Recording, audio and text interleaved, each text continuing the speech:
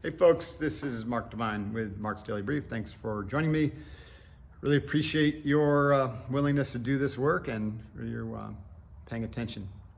It's important work that we're doing here to help get back into control of what we can control, to evolve ourselves toward self-mastery so that we can serve more powerfully in the world and help the world become maybe a safer and more friendly place. Let's start there. So I've been talking recently about becoming your own first responder, and I've alluded to these 4 aspects of being a first responder. One is readiness through mindset and self-awareness training. The second is the actual response to a crisis, and the response requires that you maintain arousal control and that you're able to clear your mind and think about the right action through the PBTA, and you'll be able to eradicate a negative conditioned reaction thinking and move toward positive, optimistic, resilient thinking. The third aspect of this is recovery. So after the crisis, our body's been absolutely racked with stress.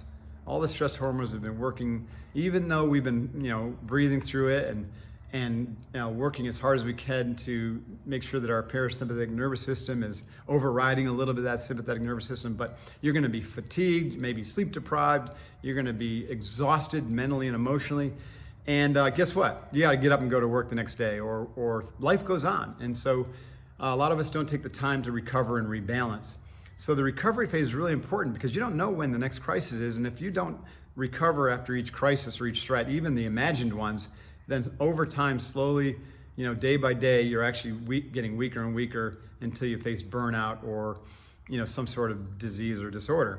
So the most important aspects of recovery are managing stress through breathing. So we like the box breathing tool to really bleed off a lot of that excess stress in your nervous system and to calm your mind. Then probably the next most important is sleep, right? So we really want to dial in our sleep, and we'll use all the sleep hygiene tools for that.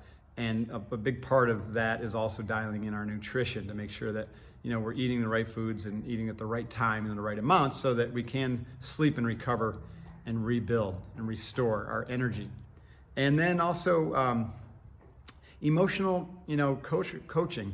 A lot of people who go through crisis, even if you're a first responder, it's really helpful to have someone to help you process and bring clarity and perspective, to what you've been through. So some sort of emotional coaching or therapy work is really valuable for that. And then finally, social support, connecting to people who maybe had similar experience and sharing and having some socialization. So that's the recovery phase, super important. All right. And then next time we're going to talk about the last piece of the 4 R's of being your own first responder, and that is resiliency. Hoo-yah. Bye-bye now.